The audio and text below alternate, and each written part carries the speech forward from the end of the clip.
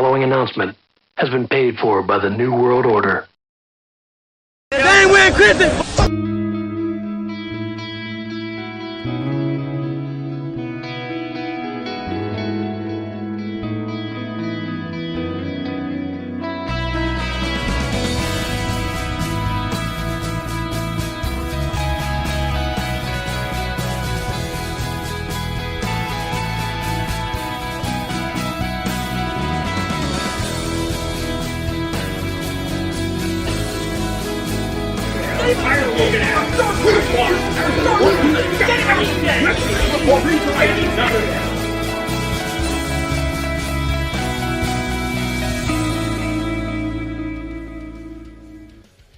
Good Tuesday evening this week. Welcome to the Couchcasters podcast. I'm Jeff. This is Scott. This is Parker. What's up, gents? Good evening. Good evening. Oh, going good. Let's start with the Hardy Roll Tide, even though we didn't find victory lane, the Final Four. You know what? I can't be disappointed in it. We've talked previously about it. We did everything we could. That's just what good teams do. Really, I mean, I won't even say that it's a good team. That's a generational UConn team. Having last year's team and then this year, which I think this year's team is better than last year's. You know what? Hats off to them. I mean, they beat everybody in the tournament. Every game, double digits. I think we played them the best. We did. I was going to say, we gave them the best fight. You know, they kind of separated at the end, but I don't think many people are going to realize we were only down, 8-6, whatever it was, with 4 minutes left, you know? I mean, so unfortunately, we had a puncher's chance, but they just locked us out of our three-point shot in the second half. I mean, kudos to UConn. They just, I mean, what were we, like 7 for 10 in the first half and 3 for 11 in the second? I mean, that's a big difference. And the shots in the second half weren't clean. We had maybe 1 or 2 real clean ones, didn't fall. The rest were all contested. I mean, how many mid-range jumpers did we wind up shooting in the second half? I mean, more than we've shot all season, I think, because we just had no underhand layups getting blocked. They were guarding the perimeter. They're just, I mean, we just couldn't. They were good. They were. That's probably the best college basketball team I've seen. I'll say it because I didn't get to watch, Billy Donovan's back-to-back teams with Florida back in 07 and 08. That team is legit, and I've seen plenty of Kentucky teams that were really good, plenty of Duke teams that were good. That is the best all-around team I think I can say I've seen or watched, not in person, but watched on TV. So they're good. They were good. It's the only way we had a shot is throwing up threes. We only attempted 21. I thought we needed at least 40. Bingo. You just got to hope you hit, even if we shot 30%. I just think, and they took it away. I don't think we abandoned it. They took it away. No, they took it away. They just locked us out. There's not much you can say about. Yeah, it wasn't like we were missing a lot of them. It was they just weren't allowed to shoot it. Yeah, they just shut us down like they did everyone else. No shame in losing to them, but impressive team. That's for sure. I'm not gonna lie. When it was 56 all, I was like, I mean, we're in this thing. Like, we got a real shot at this. And then, they got a couple transition buckets. They had several backdoor cuts that were just wide open, easy layups or dunks. And I was just like, oh man, that's not good. And we just didn't really have an answer for the big fella. He got several offensive rebound putbacks right there that were just crucial. I don't know. It was just, we were just outgunned. But we went down swinging. I mean, 0.4 of a second left. Sears fouls that guy. Yeah. Down 16 or 14 or whatever. It's like, hey, play the whistle, man. Why not? And the crazy thing is, we were all talking about, for the national title game, Lurch versus Cleon. I know his name Klingon. is. I know I call him Cleon because it just rolls off the tongue well. Donovan Klingon that's how you say it, Klingon. Yeah. Lurch was going to get his, and he did. He had over 30 points. I mean, and he had plenty of rebounds. However, they still lost by 15 because they didn't have, to what Jeff stated, they didn't have the guard play that was necessary to keep up with UConn. And UConn, apparently, because I was tuning in and out of it, it was probably about like the 8 or 9 minute mark in the second half. Everybody was like, "Yeah, UConn's winning this game." They just shooting better. They're just a better team. They obviously they won the whole dang thing. So I really don't know what else to say to it. What was the spread on that final championship game? You know, Fonz? I think it opened at 3.5, maybe finished at about 5.5. I can't believe it was that low. I can't believe it was that low. But it's Edie, man. I mean, you can't count Edie out just because he's been so dominant in college for 2 years, but UConn's just a different beast. You can tell, I don't know how much you watched last night, but just their passing, everything, all the little things. They're just so good. So good. They don't make a stupid pass. They don't panic. It's pretty incredible to watch. I was going to say, we did not turn them over much. I think at one point they only had 2 turnovers at one point in the second half, and we had 9, I think, when I saw that stat come up. Those bad sloppy passes. I know I can count 3 that we had that would have we just threw it to the person, or we just threw it out of bounds. Well, we were flustered. We were. Yeah. That was a clinic. I mean, they took us apart. Yeah. Hats off to them though. A good season for them. It's no shame in losing to the 2-time back-to-back champs in the Final Four. Just think about this.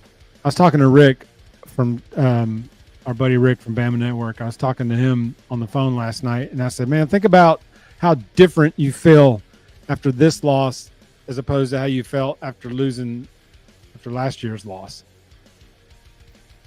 Like, think of the difference. Like, that loss last year made me physically ill. I mean, that just gutted me, where I had mailed it in like, okay, this is never going to happen for us. If this team could not get over that hump, we'll never get over the hump because we'll never have a team better than this. And then a year later, they had a team that was not as good as last year's team. Let's be honest. Last year's team was a better team, but this year's team really embodied the word team because there was no alpha. We don't have any first-round picks on this team as of today. Now, I'm not saying that maybe next year Stevenson will be one or whatever, but as of right now, this year we have no first-round picks. I can't believe anybody would take a first-round pick on any of our guys this year. I think it's kind of to your point what you said. There wasn't the expectations were not there for this team compared to last year. I mean, we had a lot. Obviously we had one alpha, but I could say Bediako was the second. That's when it comes to it. But anyway, it doesn't really matter. Yeah, they kind of just left it because we knew we should have beaten that San Diego State team, who ended up making the national title game and got beat by UConn. Is that who UConn beat last year? Yes. I knew they made it to the Final Four. I couldn't remember if San Diego State got to the championship game or if they got beat in the Final Four. I couldn't remember. Yeah, they destroyed San Diego State. I think they beat them by like 20 points. Because they got there with smoke and mirrors. I mean, they weren't a scrub, but they weren't as good as Alabama was last year. They were better than us that night, but they weren't as good of a team as us. They just beat us that night. But yeah, so like how much better you feel even after losing this year as opposed to the way we lost last year. We were playing with house money, like you said. I was like this. If they win, fantastic. If they lose, I fully expected that to happen because of how good UConn was. So, I'm not devastated by it. Basketball's new to us, Bama fans. It's new liking, especially for me. March Madness is the best part, but that's just the glory of it, right? I've been around since what was the first Alabama game I went to? I think that was 1995. That was in Beardy's Memorial Coliseum against Auburn. Auburn had, I think Lance Weems was on that team, that first game I went to. If I'm not mistaken. I think Wesley Person was on that team too, 95, somewhere around there. But So that was good times, man. So I've been following Bama hoops since, mid 90s, but I never expected. It was always kind of like, we made the tournament, win a game, maybe win a couple games, maybe, because I came along after the Wimp era. So I went around in the 80s for those Sweet 16 teams in the 80s. But it was always kind of like, we'll win 18 games, 20 games, make the tournament, maybe win a game of the tournament, and then go back to worrying about football. Yep. And then Mark Gottfried made that Elite Eight run, but even then he had some good teams that got bounced in the Sweet 16 or even in the round of 32. That 2002 squad was loaded, lost in the second round. Mm-hmm. So it's like, how? But that was just Bama basketball. He's just like, well, that's Bama basketball for you, ho hum. But what Avery Johnson started in terms of having elite players believe they can or want to come play there, to have Avery kind of start that, really Colin Sexton kind of busted that door open.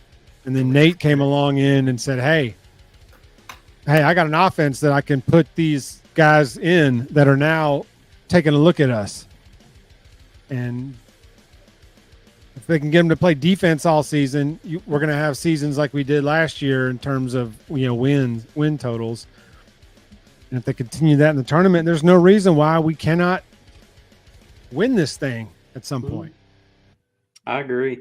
Unfortunately, I started watching when Anthony Grant became head coach. So, came from VCU, if I'm not mistaken. Is that right? That sounds right. Yeah. Virginia Commonwealth. Yeah. But yeah, so if you had been watching Bama basketball during those days, for the fans out there, played really good defense, but could not score more than 70 points a game.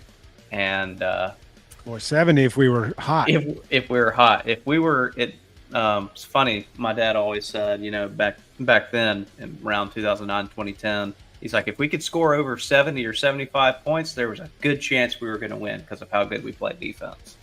Now, just to see where we're at today, it's night and day. It's great to see. We have players who can compete and get us to where we want to be. Hopefully this trend continues. I think it will. But we'll see. We'll see. I don't know.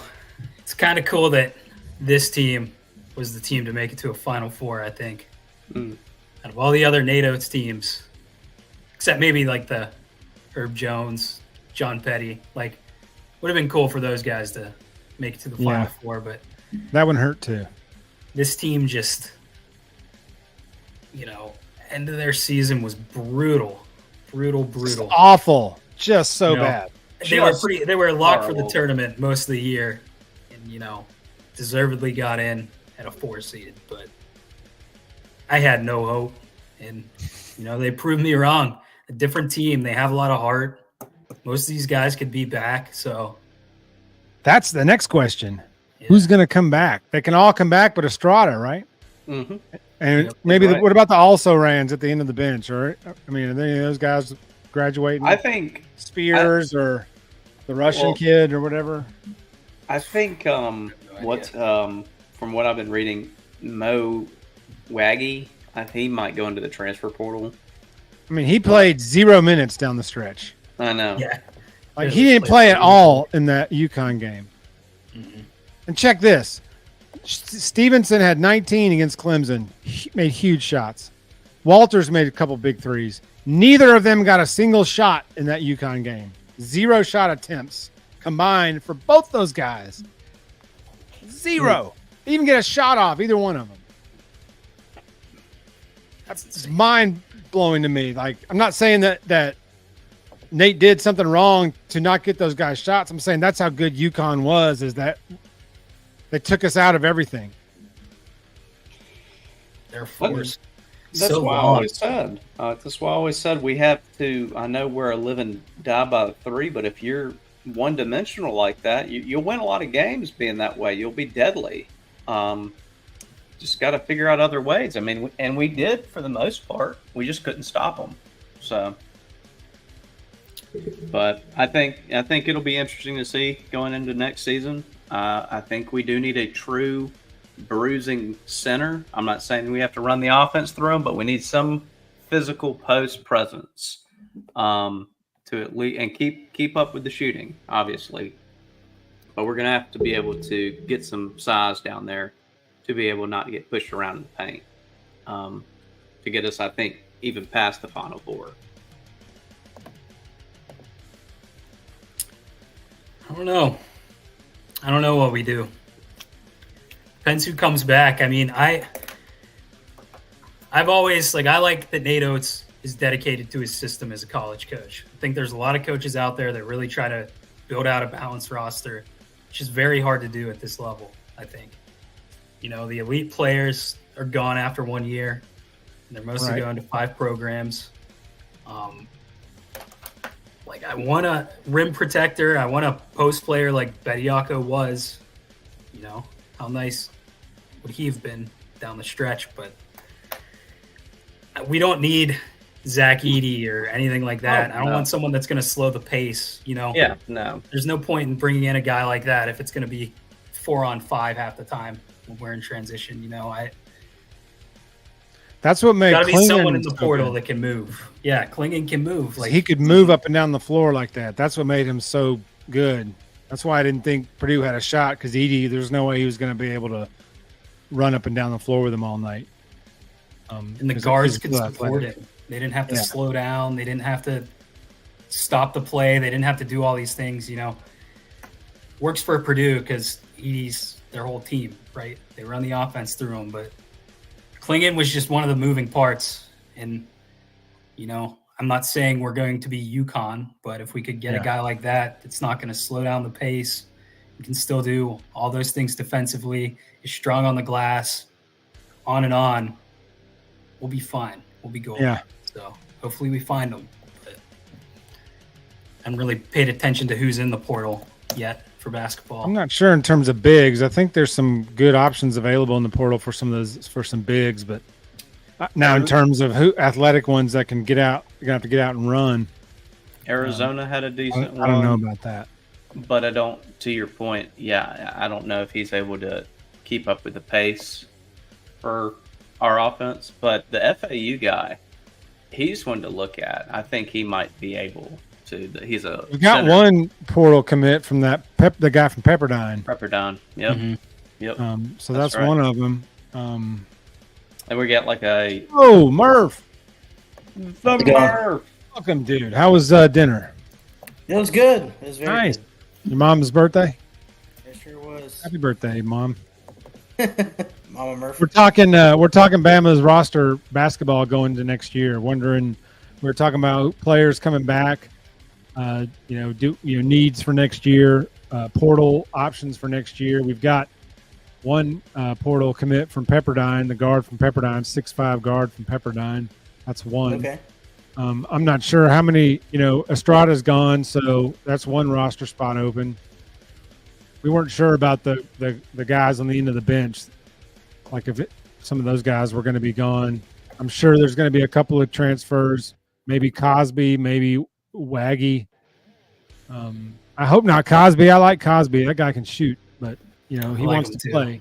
Players want to play, and I'm not sure he's going to want to sit around and play 4 minutes a game, for another season, even though we got some big minutes when Reitzel was out. But I liked what I saw from Cosby. I hope he sticks around and earns his way into the 2 rotation, the 7-8 man rotation. Yeah, there really hasn't been any news of any transfer portal stuff, has there? I haven't seen it.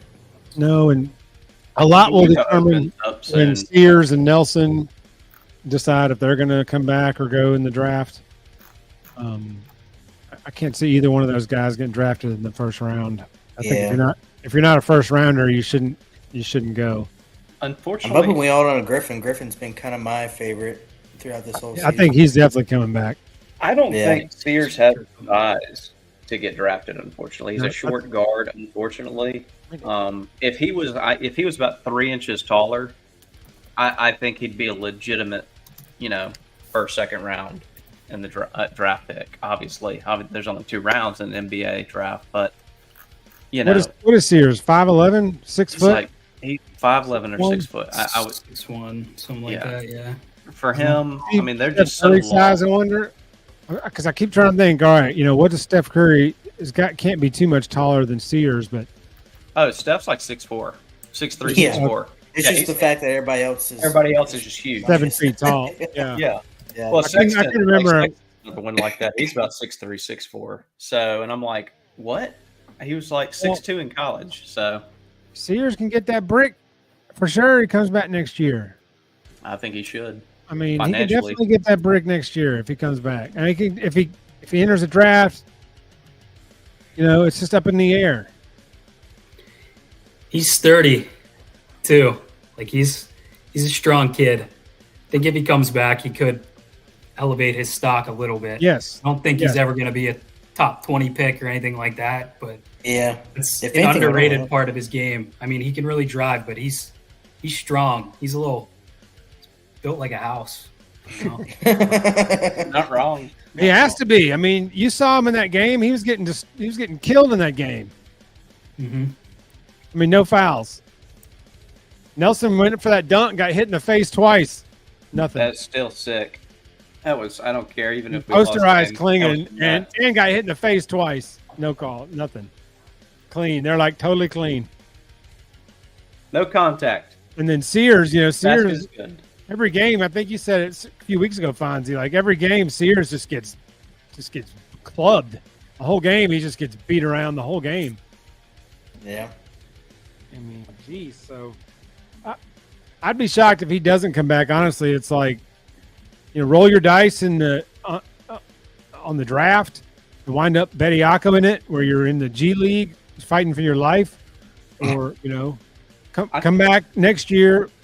Make your brick with your NIL deals, and start and play critical minutes for a top basketball program with legit championship, aspirations. Like that's what I was thinking. Like I don't know his NIL value, what he brings. I think he would make more money than going into a G League situation right now. Yeah. I mean, right now he would. I agree. I think it would be foolish to go, considering you'd be barring injury, of course, that you would be a starter coming back again next year. I know we're bringing in a 5-star. I know he's a forward. I don't know if he's a small forward or power forward. Sounds like a NATO's thing of being a small forward, but he was a 5-star and then a 4-star as well. That transfer you were talking about, I think from Pepperdine, was that 4-star. So we'll see. I don't know. There's a lot of them. I mean, Stevens, I really don't want him to go. I could see him being a big impact next year. A lot of people on the rumor mill have been talking about Cosby, like you said. I don't know. I mean, Stevenson obviously isn't ready to play in the NBA. No. But crazier things have happened. I didn't think Primo was ready to play. Primo was supposed to be a senior in high school, and he went 11th in the draft. That blew me away. Yeah. He had a better season than Stevenson did, but Stevenson showed enough flash that I could easily see his agent saying, hey, we're getting first-round feedback just based off potential, and then him suddenly popping in the draft. I mean, that wouldn't shock me at all.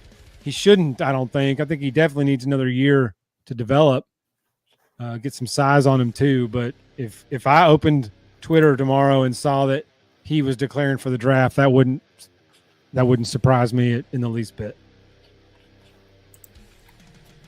I think Nelson's, out of the current roster, I think Nelson, Stevenson, I'm sure Sears is being talked about, but we just discussed him. I think those are really the only 3 guys that have true I think you're NBA right. potential in any capacity on this roster right now.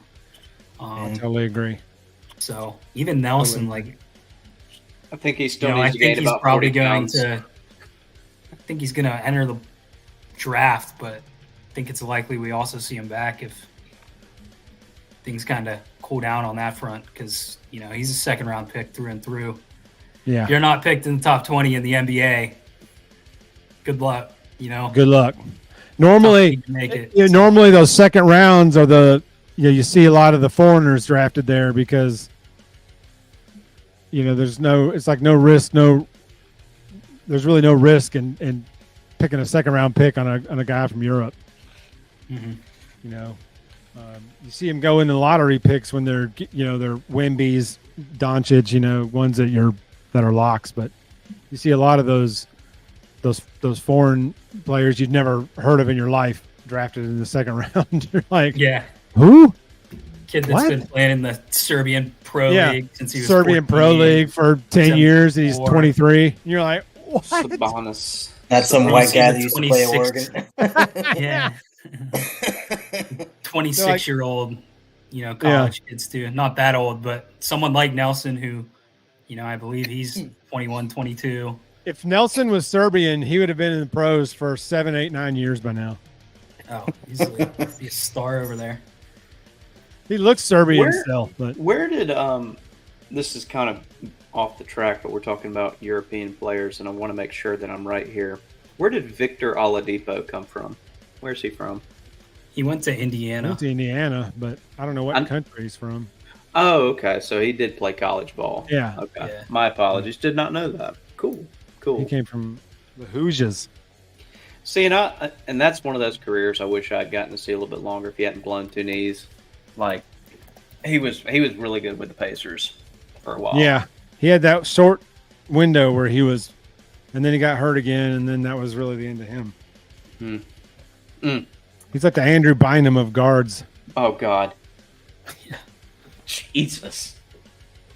I mean, he could shoot. He could. He could absolutely shoot. He'd shooter for a while. He could absolutely Parker shoot. said, just knee issues, other issues. Pretty sure he had a back or neck or something, So, Well, it'll be interesting to see how this roster gets constructed over the next few months. So there's 13 scholarships, right? It's not 13 roster spots. I think it's 13 Scullies. So none of these walk-ons count towards But it. I don't think you can have you can't have 25 guys on your bench. I still think there's a cap. But only 13 Scullies. I think it's a total of maybe 17 or 18. It's nothing like 13 scholarship and maybe 4 or 5 additional spots. I'm not sure. Yeah, I don't have any idea. So Let's see. 16. Seeing conflicting things. I'm trying to do a quick search. But in terms of Scullies, Estrada, and I'm guessing Wagi will transfer. mm-hmm. And then maybe Cosby, maybe. So I think there's definitely 2 spots. There may not be, and then if Nelson goes, which he probably end up, like you said, Fonzie, he'll enter the draft, I think, but that doesn't mean anything anymore. You can still pull your name. You can still pull it. So I think he'll definitely enter the draft and then, decide there later. But he's going to have to decide at some point because Nate's got to fill the spot or not. Mm-hmm. Yeah. It's not like he can just dwindle around for 4 months and then say, I'll come back. When is the draft for the NBA? Is that in June? June. Yeah, it's after the. So it's right after the finals, I think, end of June.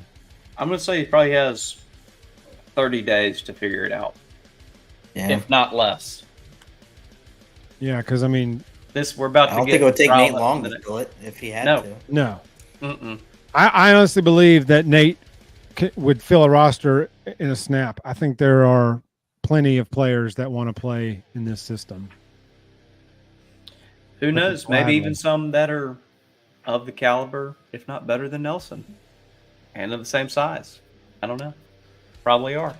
Man, maybe. God, I keep thinking when Nelson comes back, he got a year under his belt, really kind of blossomed in the tournament. Not the first 2 games, but really that North Carolina game. And he really kind of he really played well those last 3 games. He even held his own against UConn when he was totally outsized, but he was in there battling. I mean, he never backed down. That's what I'm saying. Like, if he were to put on another 30 pounds, 40 pounds, I mean, he would be a legit. I mean, he would add himself some value if he could put on 30 pounds. He should put on some weight. I wouldn't want him to lose his athleticism. Agreed. I was just gonna say you don't want him. I think I've said this about football players too, but you don't want to just beef them up. Yeah, just to make them like a, true power forward. I don't think that's what he is. Brailsford, we need to beef him up. I think is Nelson like 230, which obviously it's 6'11". That's like 6'11", 230. nothing. If he could get up to about 250 to 260, I think that'd be perfect for him. I think that, and if he could keep his athletic ability, I don't know. I mean, the guy is very athletic for being that tall. Yeah, I just think if he wants a career in the NBA, he's going to have to put on weight, or they will beat him alive. So it might do him some good. Well, the good thing is that Nate will be the coach recruiting and building the team, since he put the Kentucky rumors to rest yesterday, which I'm going to be honest. Pretty quick. I'm going to be honest. I was never worried about that when Cal left for Arkansas, and all the buzz started being about Nate Oats and the usual list of coaches that are candidates. I, honestly, for whatever reason, I just had no fear that he was going to leave for Kentucky. I knew that they could probably roll in the Brinks trucks and say, write down a number, and they could match it, whatever it is. But I really just feel Nate's loyalty to Alabama and his love for it there, and reciprocated by Bama Nation, that he was not going to leave us this close to getting over the hump. Like, him and Byrne seem to have a good bond. Byrne's a great athletic director, but I do think this pushes the arena issue to the forefront. Like, I agree. Like, okay, we can't keep kicking this can down the road. Like, let's get some stuff locked in here. He's committed to us now. Nate's gone public. Hey, I'm there. I'm committed. We're going to build this thing here. We love it here. Roll Tide. So that Nate, all right, I'm not going anywhere. So let's do this. So things should start progressing now. Like, we can't keep using cost as an excuse, because things are only going to get more expensive. He just turned down the potential to coach for Kentucky, which, has its own expectations. It's like, all right. Maybe he didn't want it. I think, obviously, I don't blame him for not wanting it, for sure. The chance I don't think he wanted the chance if he wants to build his own thing and build his own and bring Bama their first title. Bingo. I mean, if he goes to Kentucky and wins a ring, he's just another in a line of coaches that have won a ring there. If he does it at Bama, he's got a statue outside. He's a legend. Legend. Yeah. He's already won. He got us to the Final Four. He's already won. So I really never thought I was going to see that. I really didn't. I mean, so he's the top dog. Kalen DeBoer's new. Now, it might take DeBoer about 2 years to ascend to the king's throne in terms of coaches around campus. But right now, it's Nate, man. I mean, it's Nate. Just think anytime one of these jobs opens too, and he's going to be mayhem. It's who's the biggest name out Bingo. there. Thank you. People are still looking at Alabama like Avery Johnson's still here. Bingo. Like, it's the Alabama 5 years ago. It's a completely different program now. Thank you. Oh, yeah. Realistically, it's probably a top 10 to 15 program in all of college basketball right now. Absolutely. Certainly top 3 or top 4 in the SEC. I'd say top 10. I mean, we lost 12 games this year, I know, but top 10 talent is going to want to come and play here. I mean, top 10 coach, certainly. Bingo. Final Four run. Brandon Miller last year, obviously, 1 seed last year. Perennial tournament team, turning into a perennial Sweet 16 team. Not a lot of programs that can say that outside of the Dukes and the Kansases. That's how you say it. The Blue Bloods. UNC. Gonzaga's. Etc. Yeah, Gonzaga. There's not many programs out there like that. So. It really is. And I know we've said plenty of negative things about, including myself, mostly myself, about Avery Johnson, but that was a big turn there when things started to change and Colin Sexton and building that group. And then, Avery could sell the product. He just couldn't coach it very well. Correct. Well, but he could sell. He could come in the living room he can coach it when he's playing his own son who could not shoot and all he could do is drive. And that was awful. Just awful. I mean, that goes to show you. But he could sit in a living room and sell the program to parents and to a player. Oh, yeah. Just like Nate can do. But I think Avery opened the gates, so to speak. Sticking with Sexton and getting that commitment really opened the doors for eyeballs to start looking. And then Nate just took it to another level, ascended it to a whole nother level in terms of recruiting and getting good talent that wants to play there. But I'll never forget the Sexton year. That was insane. And we didn't have a great year that year. We were like 18 and 13 or something like that. Yeah, something like that. Yeah. One game we was 5-on-3 and he scored like 45 points and he was playing 3-on-5. I still cannot get over that. And that was, it was like 8 years ago now. That's insane. That's unheard of. It felt like such a lightning in the 7 bottle. years ago. Okay, well, this will never happen again. We'll never be here again. And once Nate came on, it just changed the game. Yeah. His first year was rough. The J.D. Davison year was rough. But, I mean, I think you're going to have years like that sprinkled in if you're good enough. I mean, but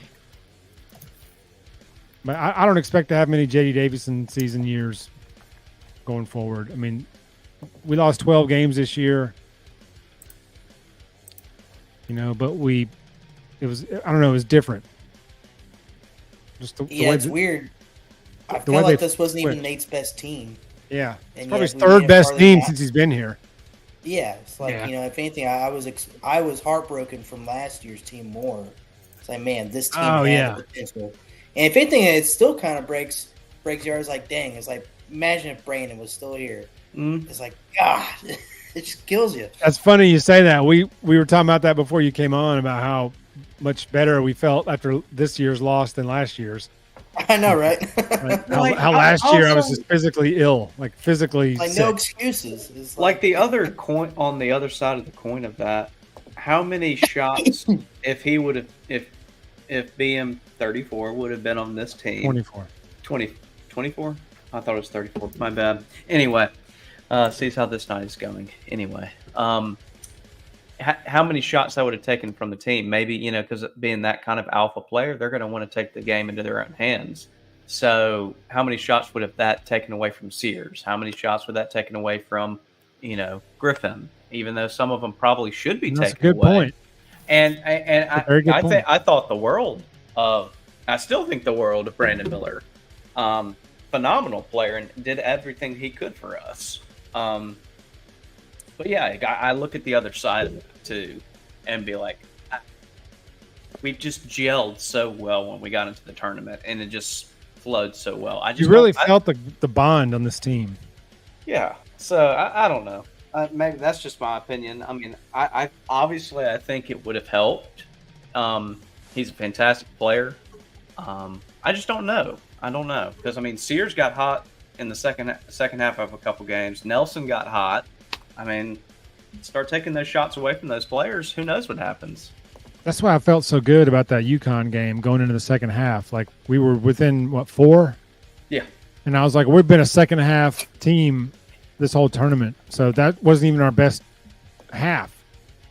So we're really in this thing. Of course it went differently, but we've notoriously a second half team. So I was feeling really good going to the second half of that game. Yeah, the fact that we were kept it to such a tight. Stay within striking distance. Keep within single digits, and you hit a couple threes, and you're right back in it. And then it got to 10, and then 12, and then 14, and then you could just feel the missed 3, and we would be one shot and gone. You know, we wouldn't get any offensive rebounds, and you could see it unraveling. And my biggest nitpick, it's like the same nitpick I had with the UNC game. If I had to be negative about anything, is when we're trying to be way too hot driving down the court, and Sears is trying to dribble way too fast, and he loses control, and UConn grabs it, recovers the ball, and then they go in and score like a 3-pointer. It's like, guys, I get what you're trying to do. Just slow it down just a little bit. Not working. Estrada just dribbled off his foot all the time. I know. It's like, oh my God. And I liked him a lot, but there were times where I just buried my face in the pillow. Like, I couldn't just scream like, Estrada, you're killing me. I know. His turnovers were never pretty. Oh, they never were pretty.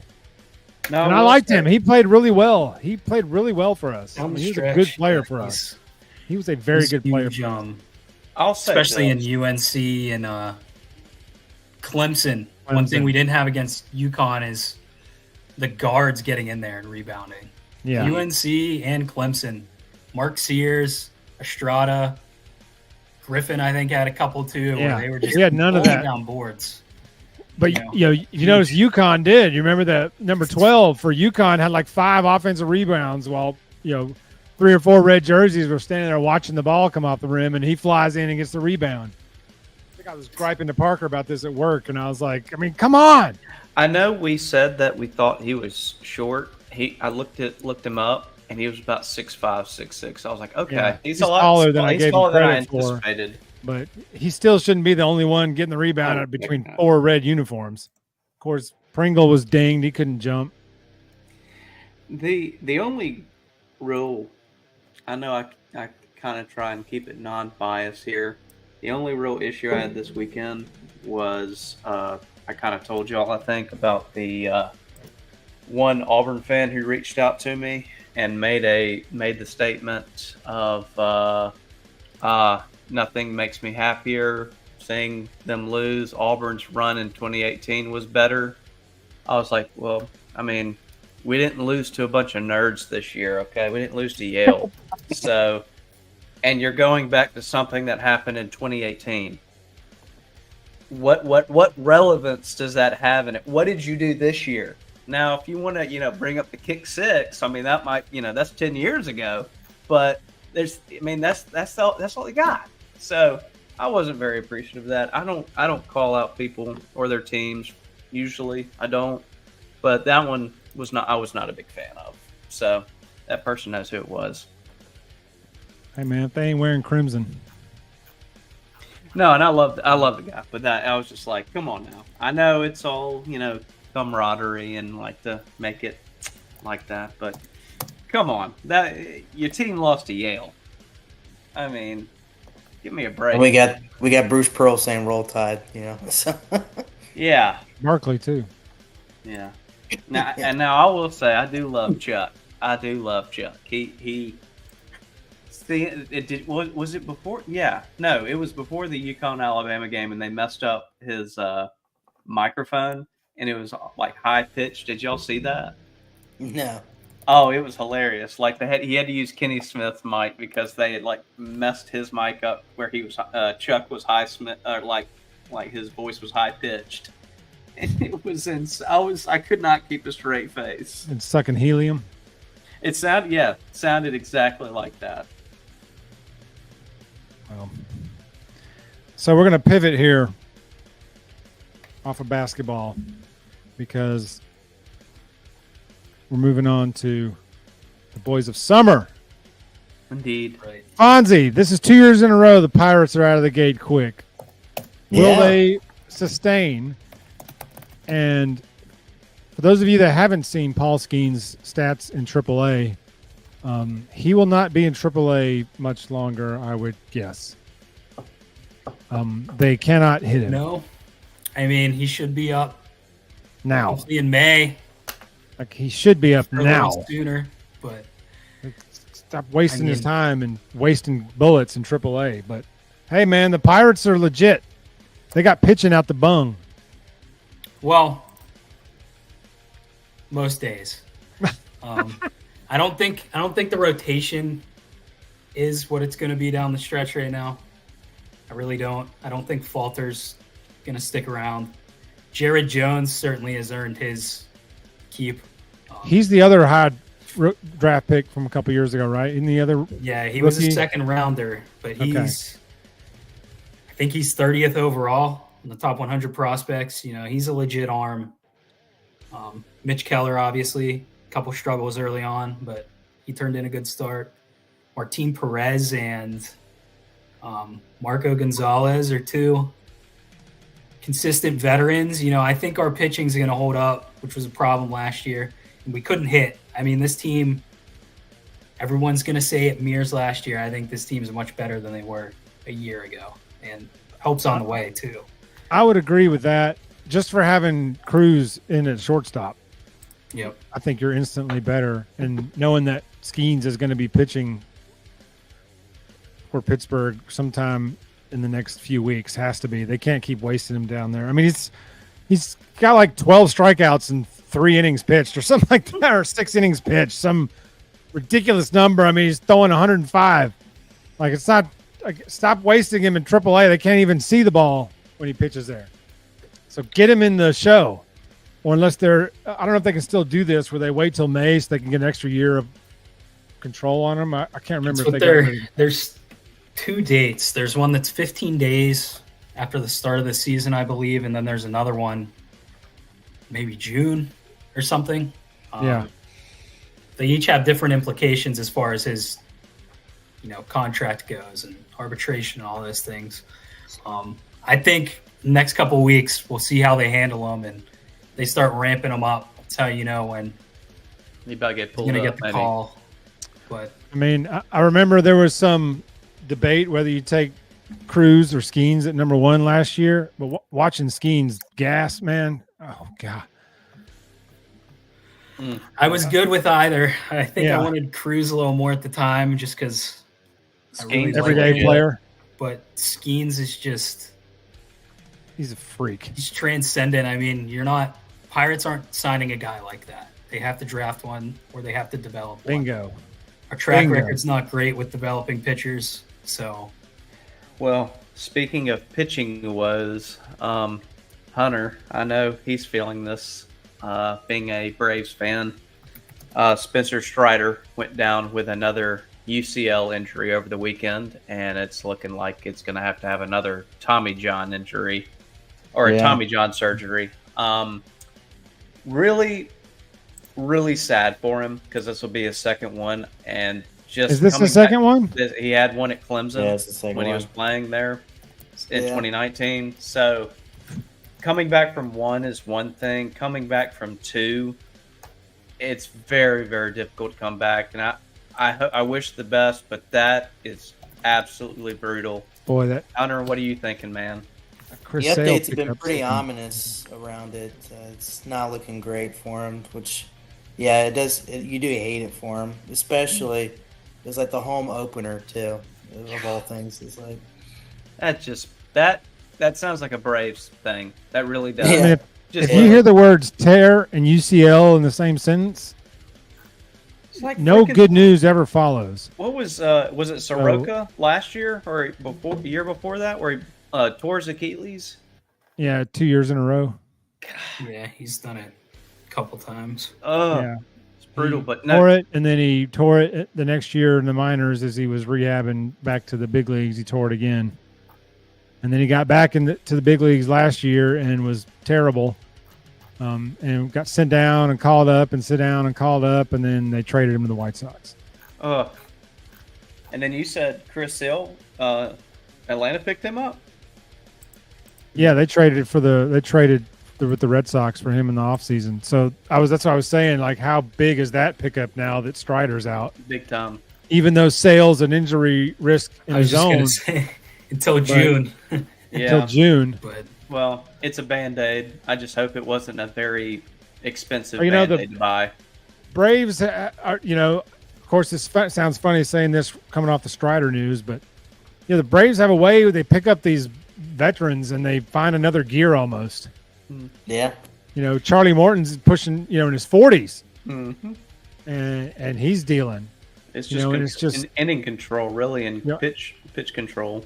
Adam Duvall was left for dead, and then he comes to the Braves and stud goes stud muffin, and then he gets a deal with the Marlins, and then leads the league in RBIs. And I mean, it's crazy how organization can do that.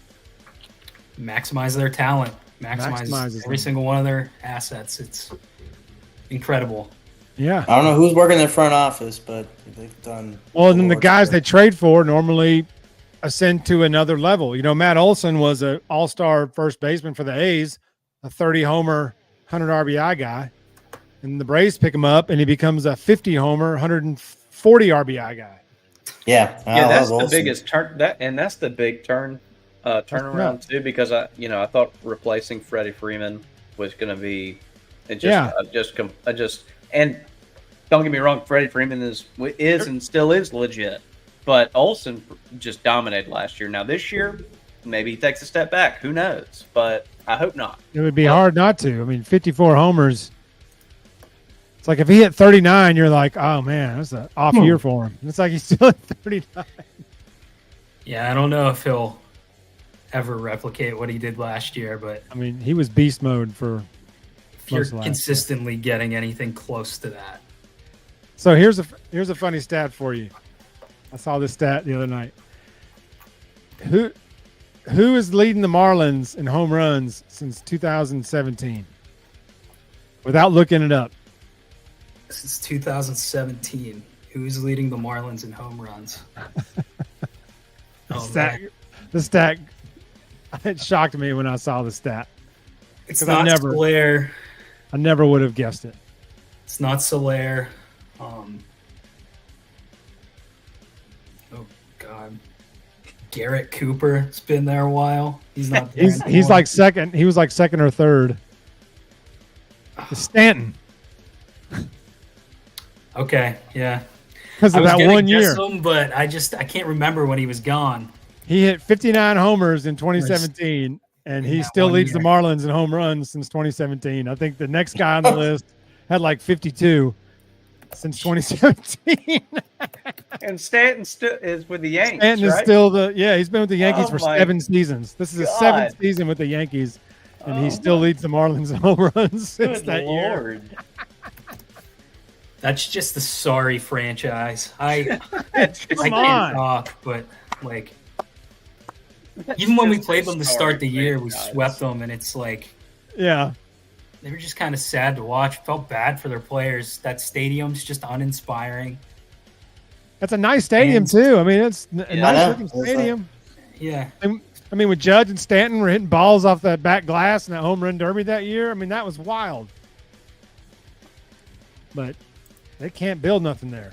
They build it and then blow it up. The fact they have 2 World Series, just crazy. What?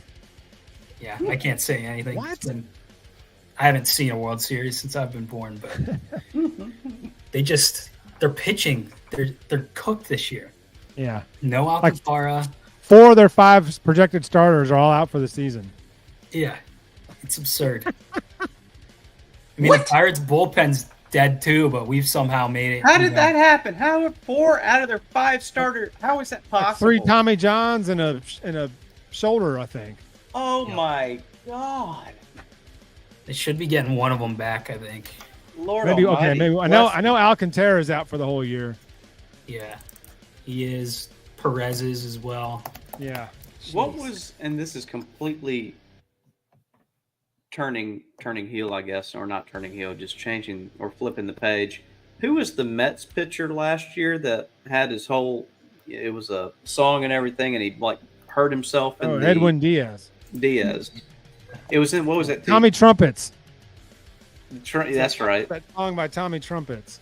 He blew his Achilles out in the World Baseball Classic. World Baseball Classic, that's what it was. I couldn't remember the name of the thing it was, but is he supposed to be back this year? He's back. Yeah, he's been playing. Yeah, he's been playing. And it's been good? Okay. Yeah. Has he been? Well, I'll have to watch it myself. So, good. He's a freak anyway, though. I mean, he's just nasty nothing's anyway. Changed. He's just a freak of nature. He's just a freak, yeah. I mean, you worry about Achilles, though. I mean, that's one thing that is just that finicky injury that it just pops. You never know when or where. It just pops, and then it's over. But you never really know when or where. Too. That's a long rehab. That is a long rehab. But man, 12 months. So but yeah, I'm hoping since we're still on the topic of baseball, I'm sorry, Jeff. Tell me about the Yanks. Give me some Yankees are off to a really good start this year. I believe we're 9-2. Oh wow! Won all three series. The same record as the Pirates. Are the Pirates we lost 9-2? 9-3. We're up 3-1, and Bednar blew his third save already. So Bednar is out. See, now you're going to wind up with Chapman closing games, and that'll be it for the Pirates. Yeah. Sorry. Redact everything we talked about. Majinski's coming back. We'll have options. Hey, it's okay. Chapman will be fine. It's only when they play for the Yankees is when they're not good. That's when it happens. Yeah, Yanks up 3-2 on the Marlins now, but yes, we're 9-2. Lost to the Blue Jays in the home opener, and then we lost to the Diamondbacks. One of those games in Arizona, but we've won all the series. We swept Houston, took 2 out of 3 from the Diamondbacks, took 2 out of 3 from the Blue Jays, and now we're about to take 3 out of 3 from the Marlins. But the Marlins are 1-10. They're awful. They're going to lose 150 games this year. Yeah. God, if that happened, it'd be awful. Just awful. Just close the organization.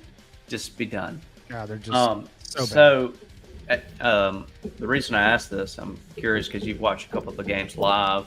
How's Soto doing? I know that was a big pickup in the offseason. So Soto's raking.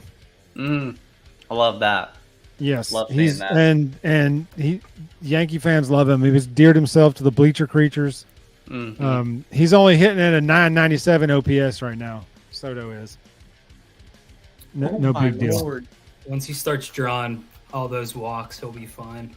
And he still probably has an insane amount of walks, but well, what's funny is he's at 997 OPS right now, and he went on like a 1-for-19 slump between Arizona and like over the Toronto series. He was really bad in the Toronto series, but what better way to get out of a slump than face the Marlins? And that'll turn things around real quick. And he's been really hitting much better. Hit a bomb the other day. Stanton hit a home run that still hadn't landed yet against Toronto. Sounded like a shotgun that went off. Yeah, Serrano's going to need a rocket up his ass to catch this one. He's going to need a rocket up his ass to catch this one. Sorry, I saw the opening. I couldn't help Harry Doyle live at the Wahoo Maniacs. You can't say that live on the air. It's all right. Nobody's listening. He said Serrano's going to need a rocket up his ass to catch this one. I mean, you just can't beat the 80s, okay? If anybody knows that reference, and if you don't, go look it up. Oh, God. That was great. We need more commentators like that. I would pay big money to have a Harry Doyle as a commentator like that. But, yes, the Yankees are looking good. Of course, not having Cole for another month. We just lost one of our best relievers, Tommy John surgery. So, the Wise guy, he's gone for the year now.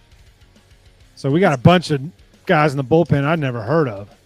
So, is that Hurt Cousins' cousin is in the Yankee bullpen. Are you serious? Seriously? Cousin? Yeah, Jake Cousins. Yes, he's a reliever for the Yankees. Yeah. What talented family? Seriously, is he getting the bag too everywhere he goes? Yeah, he's getting $90 million guaranteed everywhere he goes too. Yeah. Well, I mean, you look at it, and from what y'all are seeing too, are we seeing a lot of Tommy John injuries this year, or Tommy John surgery this year? The TJ injuries are way up. What's going on? Like, I know obviously velocity and arm angle and what you're throwing. I think it's a combination of things. Here's my philosophy. I think it's a combination of too focused on velocity at a way lower level, like high school and lower, too worried about velocity. So guys are blowing their arms out. You're talking about usage, pitching too much growing up. They're too worried about hitting 100 on the radar gun. So their UCL is taking a beating at a much earlier stage. I think not having the spider tack on the ball, so they have to grip the ball harder. Yep. So you're having to choke the ball out, which goes all the way up. You know, when you're squeezing here, you can feel it all the way. Mm-hmm. I think that's a big deal with it. And then I think the pitch clock. I think not having the extra time for your arm to get even an extra 10 seconds of rest. You know, I mean, if you go out and shoot baskets and you have to shoot 30 shots in 15 seconds, you're going to be barely able to lift your arms. I'm not saying that's the same as a pitch clock, but equivalent. Yeah. Like if you're having to get the ball and throw it as hard as you can every time, you know, I think that leads to it as well. But I think a combination of those three things, I don't think you can say it's any more one than the other, but I think the combination of those three is contributing to the number of elbow injuries we're seeing. Mm-hmm. You nailed it. I think just generally, you know, that's how guys are getting drafted now, is almost strictly velocity. That's how guys are getting scholarships. That's how guys are getting looks. These top college programs. It's all about velocity and throwing hard and all these things. And I think for the most part, like, I mean, I'm no one to critique a major league pitcher on his mechanics, but you can tell when some of these guys are throwing, like, they're not real refined. They're just out there throwing as hard as they can. And I'm glad you mentioned the ball, because that's something that not many people are talking about. They fiddle with the ball every year in the majors. They need to make that ball a lot stickier. It's different. You're right, Fonzie. It's different every year. They're tweaking a little something every year. So you had made the comment on that, Jeff, and I wanted to get what are you talking about? What do they change? Yeah, I want to. They raise and lower the seams. They change the covering, like the playoff balls. And everyone called Yu Darvish a baby for this, but he's like, I literally can't throw my slider and my cutter properly because the ball's so slippery. So they're using a different case on the playoff balls, just things like that. A couple years ago, the inside of the ball was a little bit of a different material, so the balls were just flying. Yeah. Before that, balls were kind of dead. Yeah. You know, I think this year the balls are less sticky. I think there's been a few instances of pitchers saying that, and they have, like Jeff said, they have to grip the ball so much tighter just to get the spin they want, and it's ultimately detrimental on the elbow. I mean, kills your elbow. So are they adjusting it throughout the season? I don't know that they adjust it. I think it's year to year. There's different weeks, but I think this is the balls we'll have for this season. Okay. I mean, growing up, I mean, I can understand that because throwing many a baseball and the seams, I can tell you the different kinds of seams on different kinds of baseballs, and some were smaller, some were more raised, some were slicker, some were more rough. I can completely understand that, and did not really realize that. I mean, you would think that there would be a common thing where they wouldn't make many changes, where maybe after this year they're going to be like, well, maybe that is a contributing factor like you're talking about. Maybe the pitch clock was a terrible idea. Maybe we need to increase the pitch clock to, what is it, 25? Knocked 2 seconds off it this year. Oh, they did? So they need less time. So what is that? How many seconds? I don't know off the top of my head, but I think they took 2 seconds off the time. It was 25, now it's 23 or 28, I thought it was 26. 30, yeah. It's 20 30 to 28.